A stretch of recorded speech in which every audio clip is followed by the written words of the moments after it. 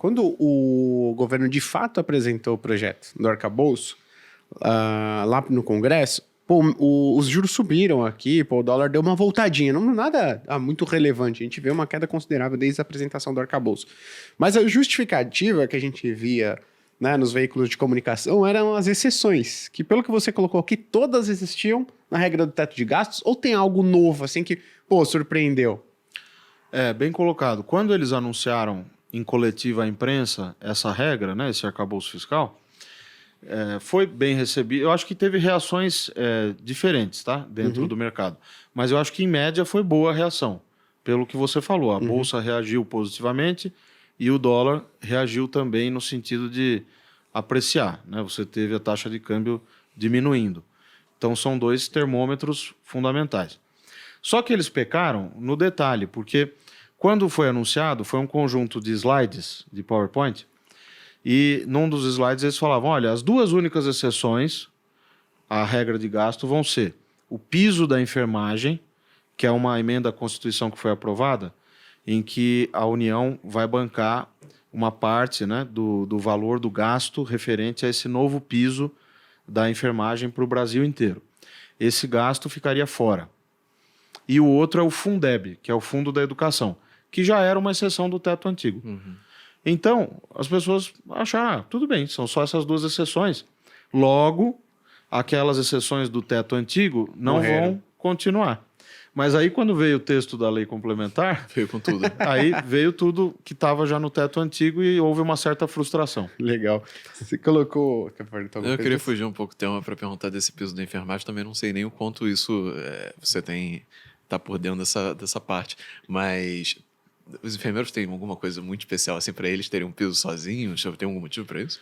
É uma categoria que tem um peso político importante, assim como professores e tal. Então, o que acontece? Você fixar um piso, tem um lado bom, que não vão poder ganhar menos do que tanto, porém, você pode acabar gerando outros tipos de problema. Custos excessivos para os hospitais filantrópicos, por exemplo, Santas Casas, né? E aí sempre alguém paga a conta. Isso pode também redundar em troca de alguns profissionais melhores por outros tipos de profissionais. Em vez de contratar 10 enfermeiros, você contrata 5 enfermeiros e 5 técnicos. Então tem várias consequências. É aquela velha ideia de querer resolver a economia tabelando as coisas. Paga tanto porque merece. Claro, todo mundo merece ganhar o máximo possível, mas infelizmente não dá para resolver tudo na canetada. Esse piso da enfermagem é um pouco isso. E tem um custo grande, de cerca de 12 bi por ano. Pô, real. Isso daí é muito aquele meme que eu vi que tem um cara, tem uma pessoa em cada lado do ônibus, aí tem um cara que acredita em economia mó triste e o outro acha que é só imprimir dinheiro no lado mó feliz. Sim, tipo, se a gente pudesse fazer tudo o que a gente gostaria de fazer, o Brasil seria um país maravilhoso, mas assim, a conta tem que fechar no final do dia. Porque quando você paga arca com 12 bilhões para pagar um piso desse, você está deixando de usar os 12 bilhões para outra coisa. E assim, por que os enfermeiros talvez são mais privilegiados ou têm mais mérito do que os professores? Ou por que os professores têm mais mérito do que, enfim, bombeiros? E isso acaba, me parece que pode levar a um problema que ocorre, inclusive está aqui no livro, com despesa de pessoal.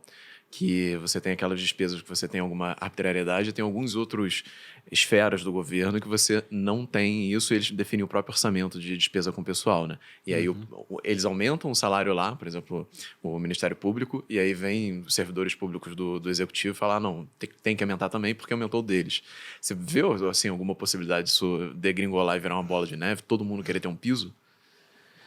Esse é um risco. Eu acho que a questão de pessoal no serviço público, ela é muito delicada, né? Porque quem está no setor privado tem uma impressão seguinte, servidor público não trabalha, ganha muito, tem muita gente lá, não faz nada. Por outro lado, tem também o lado dos sindicatos, dos servidores, etc., que às vezes pecam pelo excesso de corporativismo. É preciso achar um meio do caminho. Eu, por exemplo, tive 2 experiências, que eu sempre gosto de falar, no Senado Federal e também na Instituição Fiscal Independente, que é um órgão do Senado, né? E, no ano passado, na Secretaria da Fazenda, em São Paulo. E eu dou o testemunho de que eu encontrei muito mais servidores bons do que ruins, super bem formados, que são essenciais para o trabalho que é feito. Em São Paulo, por exemplo, os procuradores do Estado, da PGE, né, que é a Procuradoria-Geral do Estado, os auditores fiscais da Receita Estadual. É difícil até de mensurar o valor do trabalho deles. E ganham muito pouco, eu diria até, pelo valor que geram. Eu vou dar um exemplo. Ano passado teve aquela confusão dos combustíveis. Estão lembrados? Que o governo quis reduzir o preço da gasolina na bomba. Aí o que ele fez?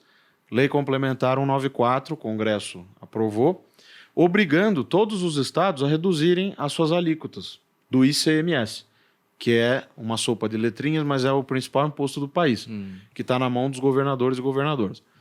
Então ele obrigou, por exemplo, em São Paulo a alíquota era 25%.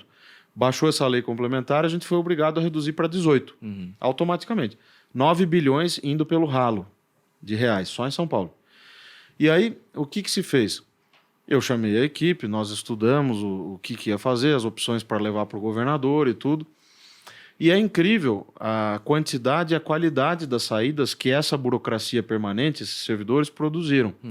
Eu cito um exemplo. Eu gosto de falar o nome dele porque foi uma sacada genial. O José Paulo Neves, que era meu chefe de gabinete e é auditor fiscal da Receita Estadual, né? Ele falou, secretário, olha, vamos fazer o seguinte. Como é uma lei complementar federal e nós temos uma lei estadual que define esses 25% de alíquota, a gente não vai fazer nenhuma mudança na lei estadual, propor nenhuma mudança. A gente apenas interpreta que essa lei complementar agora incide sobre a nossa lei estadual e automaticamente de 25 vai para 18. Eu falei, mas por quê? Porque se o Supremo eventualmente derrubar essa lei complementar, o que está acontecendo, né? Volta para 25 automaticamente. Então, genial, né? Então eu fico dizendo, ele ganha muito pouco para essa solução que ele deu, que levou a uma economia para o erário de bilhões de reais. Né? Não quando eu falo isso não é nem... É porque esse é um assunto muito delicado, né? Porque, muito. Mas quando você fala, parece que você está desmerecendo o trabalho. Exato. Não é. Você tem muita gente excelente no setor privado também, que Isso. você pode argumentar o mesmo, ganha muito pouco por o que faz. E é uma realidade brasileira como um todo. E aí a discussão isso deveria afetar menos os servidores públicos do que afeta os servidores privados? Acho que não há nenhuma discussão de mérito, assim, de fato, de forma alguma. Tem muita gente boa. Com certeza, Leandro. Eu acho que a discussão aí é a reforma administrativa. Porque tem muita coisa errada. Você vê no judiciário, salários exorbitantes, né? Se estiverem ouvindo agora, vão falar que é conversa. Mas se você entrar no site dos tribunais de justiça estaduais, você pode ver os contra-cheques. Eles, claro, vão dizer que estão amparados pela lei, mas você vê lá os penduricalhos, as vantagens, indenizações, que os poderes se autoconcedem.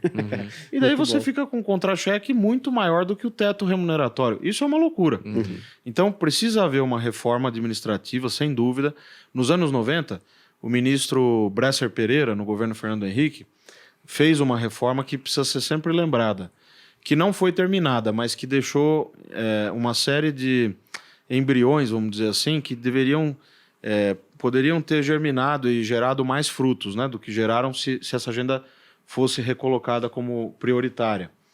Por exemplo, criou a carreira do gestor em âmbito federal para que atraísse bons profissionais, então bom salário, mas com uma formação que permitisse, por exemplo, uma hora ele está no Ministério da Educação, outra no da Saúde, outra no da Fazenda, e profissionais bem formados para poder ter essa flexibilidade. Reforma das carreiras de Estado, com a modernização da economia e tudo, uma série de funções perderam sentido.